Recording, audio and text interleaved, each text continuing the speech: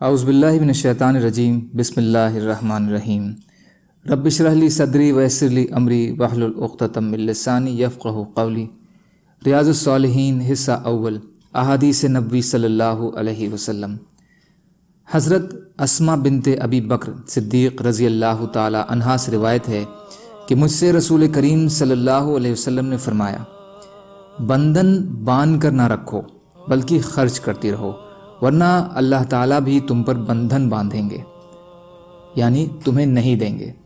ایک دوسری روایت میں ہے کہ خرچ کرو اور گن گن کر نہ رکھو، ورنہ اللہ تعالیٰ بھی تمہیں گن گن کر دیں گے، اور سینت سینت کر نہ رکھو، ورنہ اللہ تعالیٰ بھی تمہارے ساتھ یہی معاملہ فرمائیں گے۔ بخاری و مسلم۔ فائدہ، اس میں اللہ تعالیٰ کے ایک اصول کا ذکر ہے، اور وہ یہ ہے کہ وہ بدلہ کام سے ہی دیتے ہیں، یعنی جیسا عمل ویسا ہی بدلہ۔ بے حساب اللہ کی راہ میں خرچ کرو گے تو بے حساب ہی بدلہ دیں گے، گن گن کر خرچ کرو گے تو وہ بھی گن گن کر ہی دیں گے، سینت کر رکھو گے، خرچ نہیں کرو گے تو وہ بھی دینا بند کر دیں گے۔ اس میں اللہ تعالیٰ کی راہ میں خوب خرچ کرنے کی ترغیب اور کنجوسی پر سخت ڈراونا اور وعید ہے۔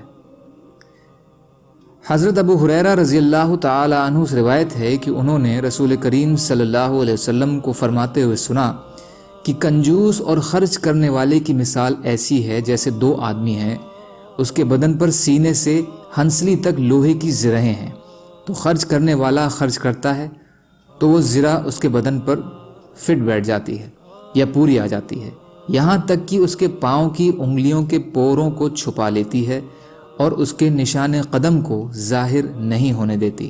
اور کنجوس چونکہ کچھ بھی خرچ نہیں چاہتا، اس لیے زرہ کا ہر حلقہ اپنی جگہ پر چمٹ جاتا ہے، تو وہ اسے ڈھیلا کرتا ہے لیکن وہ ڈھیلی نہیں ہوتی۔ بخاری و مسلم۔